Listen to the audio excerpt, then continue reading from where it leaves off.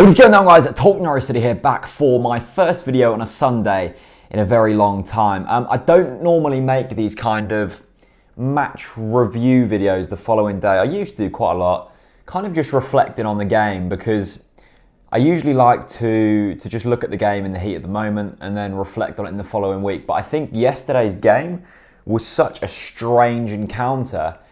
I just need to talk about it because I'm still not over it. It's like 24 hours since the game finished and I'm still not over it. It was the strangest game I've ever seen, but I think there were some patterns in it that need addressing. First of all, let's get the most obvious thing out of the way, Russell Martin. I find it really awkward talking about Russell Martin because if I was to spend any time with any player out of that Norwich team, I'd want to spend it with Russell Martin. He seems like the most genuine, down-to-earth bloke, and I want players like Russell Martin playing for Norwich City, kind guys who care a lot for the club and give everything up for the club pretty much. You know, he's stayed at this club for a very long while now, through thick and thin, and has seen the ups and has certainly seen the downs. But for me, it's so obvious that Russell Martin is contributing to this defensive ineptitude. Is that a word? Ineptitude? Basically, he is contributing to the fact that we can't defend at the moment. It's not all him. I completely agree. It's not all him. There are other factors that go into that. But Russell Martin is certainly one of the factors why. I would say 2 of the goals yesterday were his fault. Certainly the James Milner one. And I can't remember the other one, but his movement wasn't there. He's just not a centre-back. He's not a Premier League footballer. There, I've said it so many times this season, and I don't want to say it anymore. Other things to take into consideration. Everyone was saying, oh, what a freak result, what a freak game. Yes, it was a very strange game, but we knew it was going to be like that. Anyone who's watched football this season knew that when they saw that team sheet, it was going to be chaotic. Liverpool don't really know how to defend. Jurgen Klopp doesn't really take defensive styles into consideration. He's a very gun-ho attacking manager, a fantastic character as well. And we had Russell Martin at centre-back alongside Basong and Pinto at right-back. You just knew as soon as you saw that team sheet, it was going to be manic. We had something like 6 shots. We scored 4 goals, and they had 13 shots and scored 5 goals. But let's think about the last time that it was kind of a freak result. It was Newcastle away. I was there. I'm sure a lot of you guys were there. They had something like 7 shots and scored 6. 6 on target, 6 goals. Yes, that was a freak result, but why were they allowed to score that many goals? Because we can't defend. We can't defend. And this needs to be addressed. I thought Pinto looked half decent at times. I think he's very attacking. I think it's very dangerous to be playing Pinto and Redmond on the same flank, because we could see how open that right-hand side was at times. I thought Nathan Redmond really does need to buck his ideas up and start fighting for this shirt, because yesterday, I saw a fantastic tweet. I think it was from Claire Thomas, who put, it seems like Nathan Redmond's waiting for things to happen rather than making things happen like he did at the start of this season and at the tail end of last season. I think Nathan Redmond is a confidence type player. He needs to get a couple of goals under his belt again to start performing to the levels we know he can. But it's players like Nathan Redmond who have the ability to dig us out of this hole, and at the moment they're not doing it. That's why I was so impressed with Stephen Naismith yesterday. He didn't set the world on fire. We know he's not like a brilliant player, but he just had that little bit of extra quality, that little bit of extra fight, and just proper determination to try and dig us out of a hole. And I loved that. I thought the finish was decent. I thought Mignolet could have done better, but I thought it was a great goal. I thought his work rate and his ethic for the penalty was brilliant. And it's bits like that, and hopefully Naismith will go into this team and go, look guys, we really do need to start playing football now, because we are being pulled in to a relegation scrap here, and this needs to be addressed. I thought, Houlihan's penalty, I thought it was fantastic at the time. I thought he dinked it down the middle. He literally chipped it into Mignolet, and Mignolet didn't save it. But that's kind of irrelevant. The thing I think we need to look at here is, we've got closer.